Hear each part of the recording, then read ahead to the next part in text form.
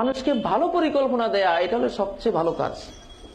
ভালো চিন্তা মানুষের ব্রেনে দিয়ে দেয়া, এটা বিরাট একটা মিশন। ইবলিস শুধু এই কাজটাই করে। ইবলিসের কোনো দলবল নাই, তার কোনো জঙ্গি বিমান নাই, ক্ষেপণাস্ত্র নাই, বন্দুক, রাইফেল, তীর, তলোয়ার, লাঠিয়াল তার হাতে কিছুই নেই। কি আছে? তাকে তো আমরা দেখিও না। তার কি কোনো রাষ্ট্র আছে? ইবলিসের রাষ্ট্র কোথায় আছে কে বলতে পারবেন?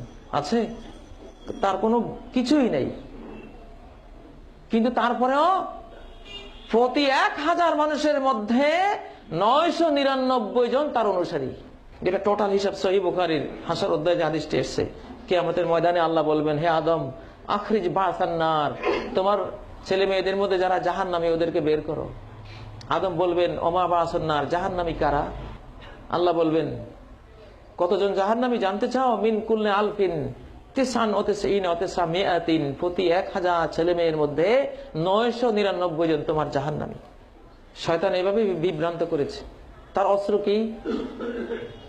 অস্ত্রটা কি?